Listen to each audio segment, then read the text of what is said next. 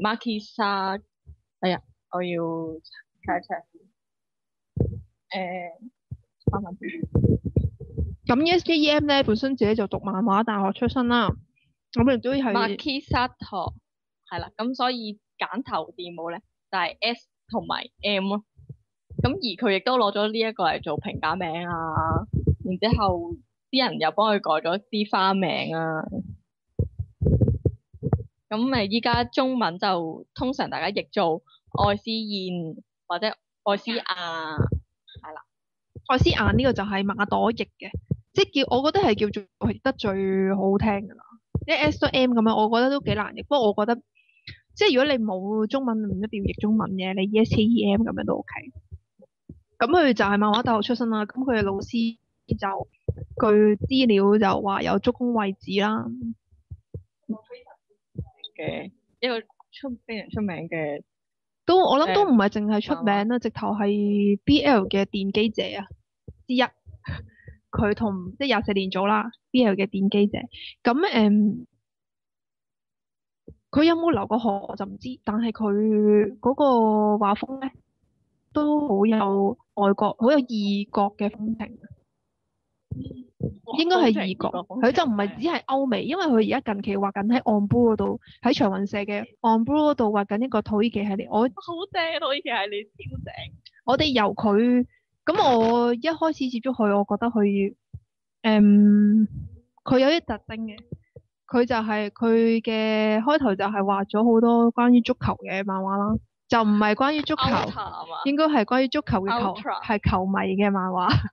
咁然之後就又畫鬥牛啦，咁鬥牛方面咧，佢亦都有畫到呢個非 BL，都係以鬥牛題材嚟畫嘅。同埋咁佢就出咗本同人誌，就係 On Screen 嘅呢本咧，就係叫 EQUS 嘅意思就係人馬。咁我唔 sure 佢係咪真係呢個，因為呢個好似唔係英文嚟噶嘛，唔知啊。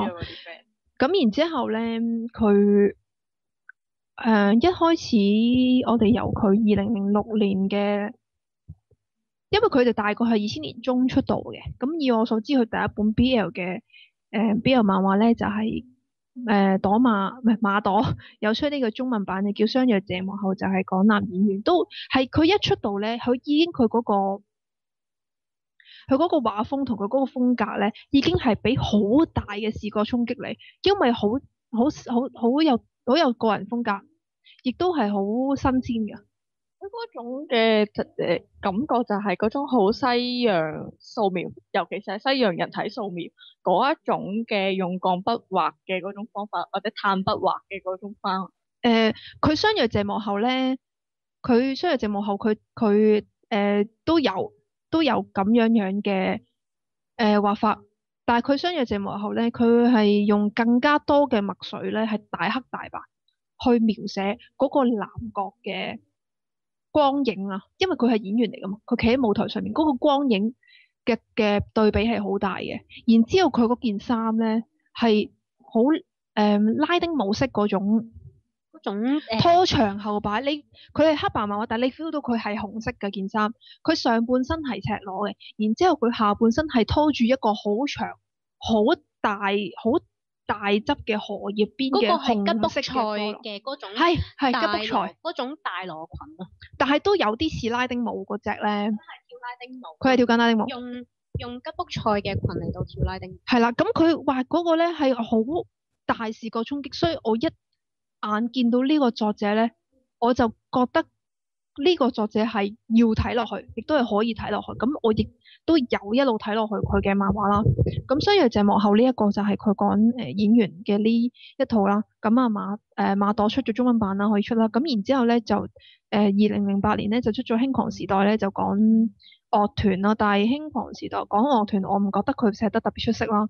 咁然之後同年咧亦都出咗呢個《厭惡紅色的愚昧之人》啊，就係講鬥牛噶，都好華麗啊！因為鬥牛本身件事已經好華麗，直情係 Comic Con 都係Best 漫畫 of 2008-2009嘅被提名作品嚟。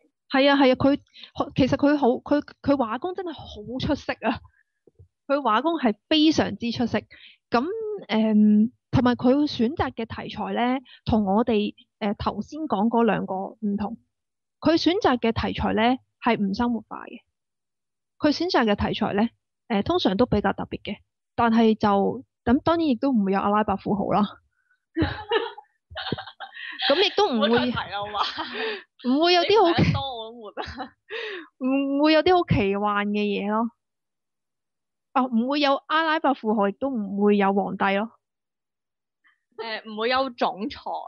係啊，同埋唔會有人口拍賣咯。咁但係佢係好顯示得到佢嗰種係即係異國嘅嗰種風味喺裏面嘅。你見到你一望落去就已經係一種視覺嘅衝擊，係即係如果你淨係講話係華麗係唔足以咁樣嚟到講嘅，係即係嗰種男性同體喺光暗底下嗰種陰影同埋反白之下嗰種質感，哇！你係一望落去即刻係，即係嗰種係一個視覺上面嘅享受。係啊，同埋咧喺EQQUS 人馬戀情裏邊咧，有人譯做佢因為有好多人馬喺裏邊，所以佢有好多裸體嘅畫面咧，係畫得非常之靚。嗰種人嘅同體嗰啲唔同嘅動作。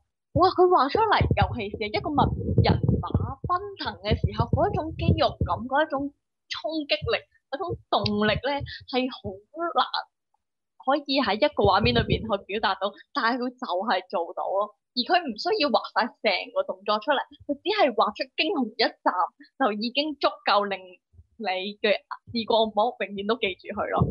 佢依本漫畫裏邊咧就有唔同嘅短篇故事啦，唔同短篇故事裏邊有唔同嘅人馬啦，即係唔同嘅人馬有古代有現代有唔同嘅演繹方法啦，即係有西方亦都有一個係講東方嘅日本嘅天創。咁我睇而家嘅呢一紮咧2000年後出道嘅 BL 作者咧，我覺得咧 S 同 M 咧，即係除咗本人類之外啦，本人類係90年代出道啦。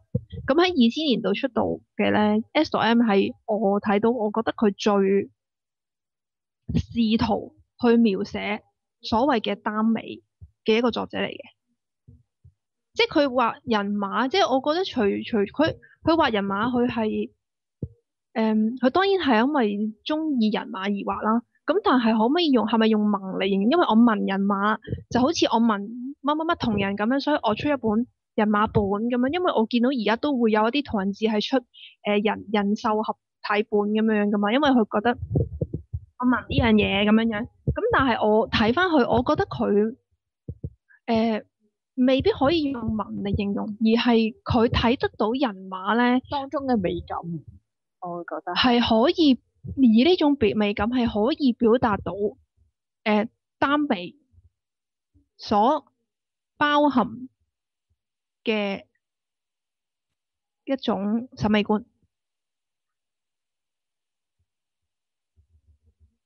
嗱，我咁樣嚟到講啦，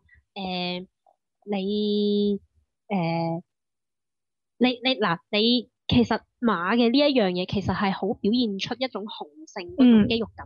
其實呢件事就已經係好明確咁樣嚟 feel 到雄性呢兩個呢一樣嘢，男人嗰種即係嗰種肌肉嘅力量啦、沉重嘅感覺啦，同埋嗰個速度感啊、攻擊性啊，係啦，係啦，亦都係呢個我好同意呢一個攻擊性呢一樣嘢。男性係有攻擊性嘅。喺漫畫裏面，如果你感受唔到呢一樣嘢嘅話，呢個應該唔係男人嚟嘅咯。哇！你呢個有俾好多人喎，所以我覺得而家好多都唔係。哇！漫畫裏面都唔係嚟。冇咁講，我覺得冇攻擊性嘅男人都有冇攻擊性嘅好處嘅。有攻擊力嘅男人喺某一啲 moment，佢冇辦法攻擊到你。哇！咁你呢啲毫無防備。咁你呢個又進一步，我就中意，其實我中意有攻擊性嘅女人咯。都 OK 嘅。啲數字啊嘛，老啲唔只有攻擊性。嗰種強大嗰強大嘅情操係另一樣嘢嚟，根本係。嗰個 S 到 M 我想咧 pick 佢一個短篇啊，咁呢個短篇亦都有出單行本嘅。咁但係呢本單行本都好似冇中文，不過呢個短篇咧就有翻譯做咗嘅。咁呢個就叫作品 No.20 啊，即係第20號畫作啊。咁我第一次睇嘅時候咧，我其實我覺得佢第一話好好睇，佢兩話，第一話好好睇，第二話我有啲失望。咁然之後咧，但係即使係咁咧，呢個漫畫咧俾我嘅印象亦都係好深嘅。我對 S 同 M 喺佢出人馬本之前，我最深嘅印象咧就係呢一個短篇。佢出咗人馬之後咧，咁我就一講起佢，即係呢個就會成為咗佢代表作啦。但係人馬本其實都係好近期出嘅漫畫嚟。咁點解20號畫作會咁特別咧？其實佢就係講一幅19世紀嘅畫，一路都揾唔到，啲藝術家路啲收藏家路都揾唔到。咁啊，突然之間嗰幅畫咧就俾一隻狗發現咗，喺一棵橄欖樹下面發現咗。咁然之後咧，咁嗰個男主角啦，即係個公咧就係叫莫里斯啊。咁咧佢就我一陣間講。咁咧佢就係一個藝術嘅修復師嚟嘅，修復員啦，即係藝術品嘅修復員啦。然之後咧，咁佢去修復呢幅畫嘅時候咧，即係佢亦都係呢一幅畫嘅畫家嘅一個擁躉，即係佢哋一路都揾呢幅畫，係佢得呢幅畫點解知道有呢？點解冇呢幅畫知道有呢幅畫存在？因為呢幅畫嘅草稿咧係有嘅，係流傳咗落嚟嘅。而佢由細個嘅時候見到呢一幅草稿咧，就愛上草裏嘅人。咁然之後揾到呢一幅油畫之後咧，佢就去修復呢幅畫。當佢修復完呢幅畫嘅時候咧，嗰幅畫裏邊嘅人變成咗真人走咗出嚟，係一個金嘅超級美少年，係完全係符合 BL June 打尾嘅。嗰個唔係少年，係青年。忍唔住又要吐一吐肉。佢喺故事裏面，即係佢以前係少年，即係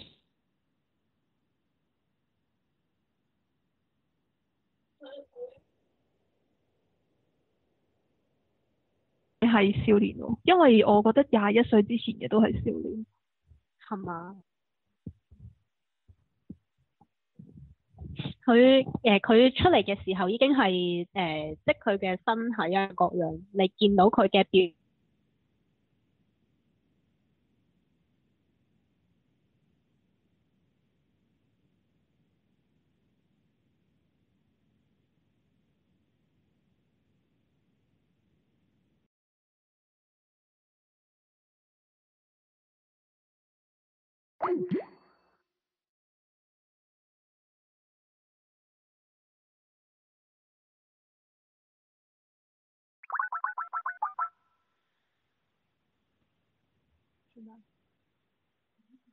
咁點啊？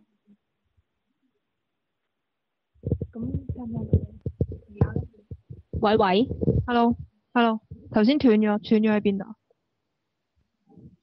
？Skype 斷咗，咁我頭先講到係佢究竟係青年定少年？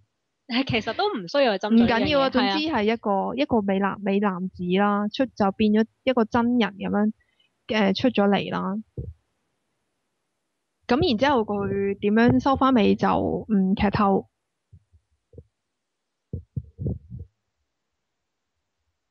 咁佢其實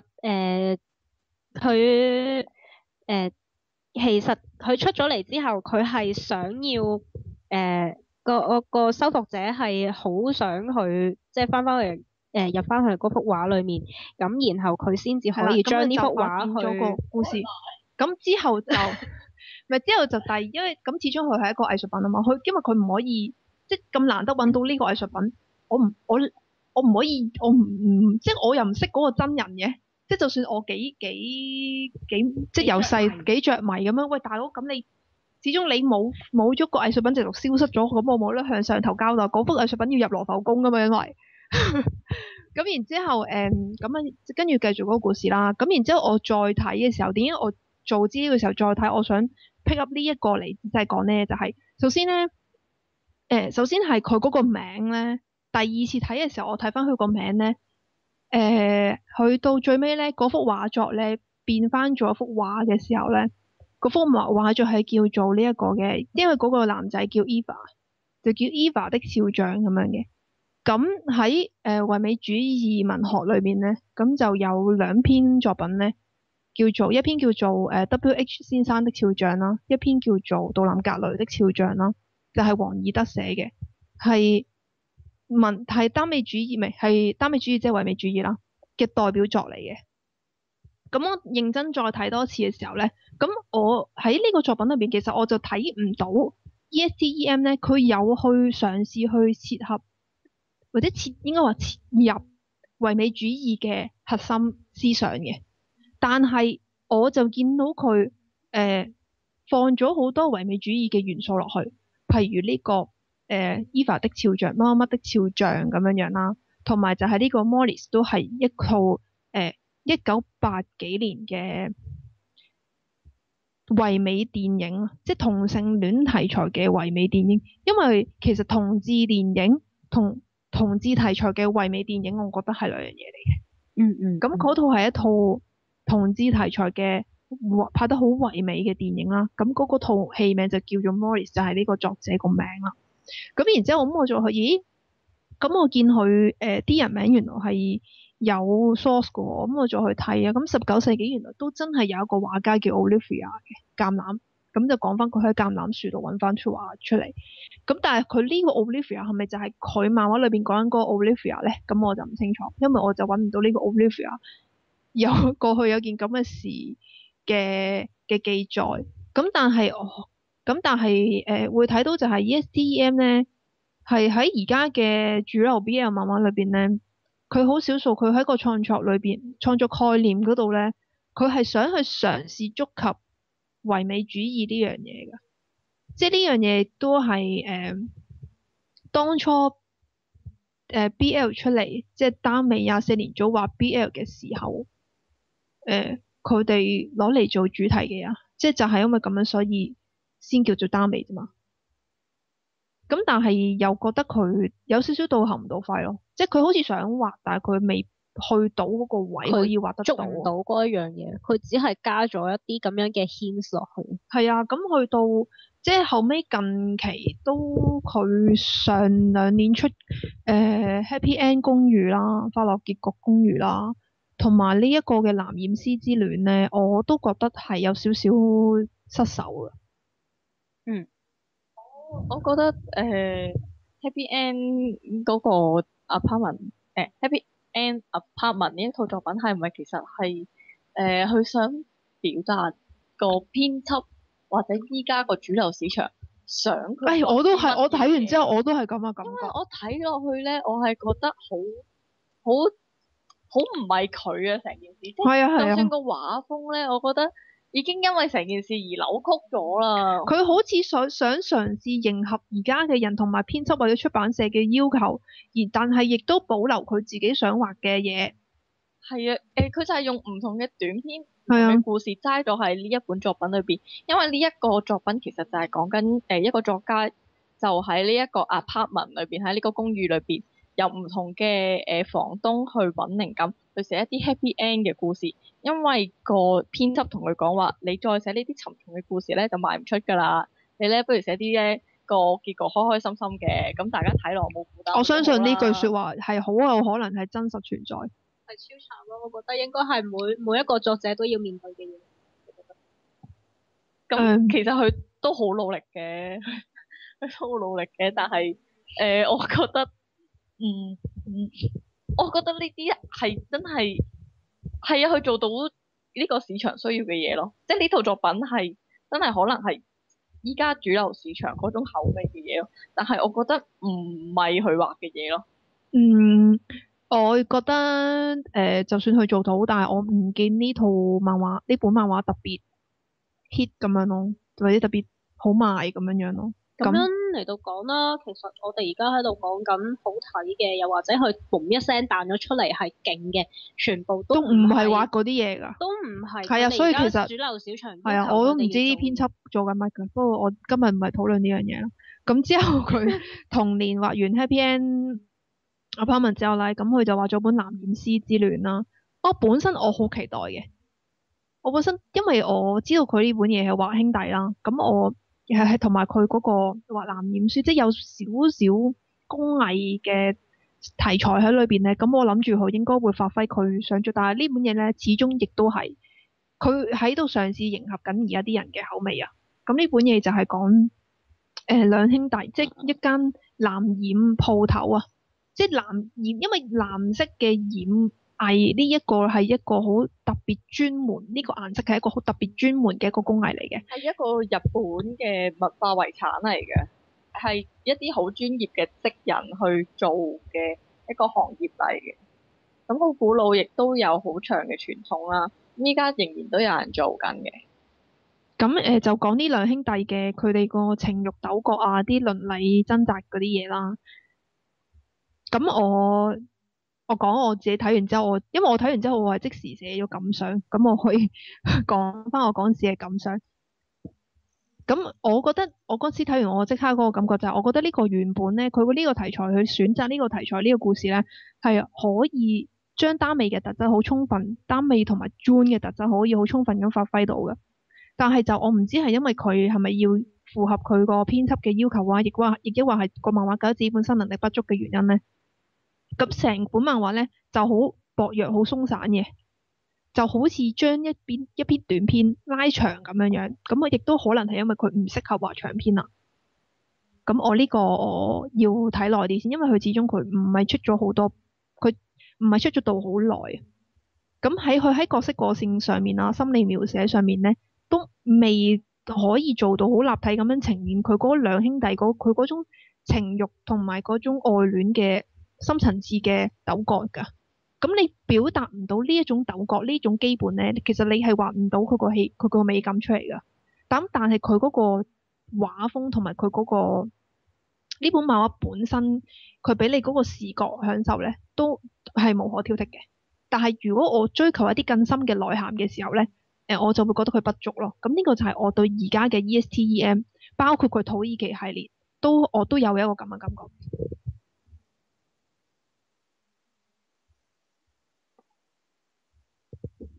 有冇嘢要補充？我咁樣嚟到講啦，佢畫面上面係 OK 嘅，咁但係就算睇翻佢即係一路以嚟嘅作品啦，佢就算即係佢嘅表現係唔可以再更加深入嘅時候，其實你畫幾多本同樣嘅嘢，佢都只係不停喺度 loop 咯。而我哋期待嘅係佢，即係喺BL 呢啲作品裏面係更加五花八門嘅。佢嘅範圍，佢嘅可塑性係可以更加大嘅。而唔係話淨係留於呢個範圍裏面咯。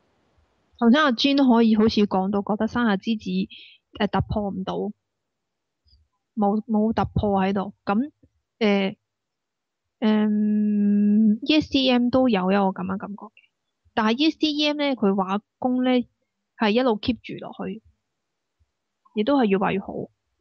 佢個畫工其實我睇翻佢人馬啦，再同佢Happy End 嗰度相比，其實係商業化咗好多。佢將個好多斷嘅線條啊，好多一啲點講咧？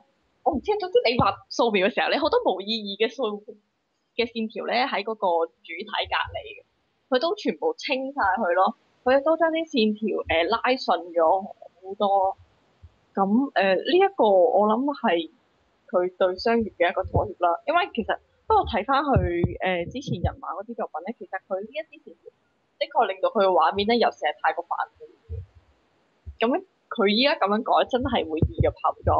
咁當然佢個畫工仍然仲喺度啦，唔會因翻呢啲嘢走樣啊。我覺得而家咧，其實我哋係好期望呢啲作者佢可以突破。首先希望佢可以有成長啦，然之後希望佢成長到某一個位就可以突破到自己咁樣樣。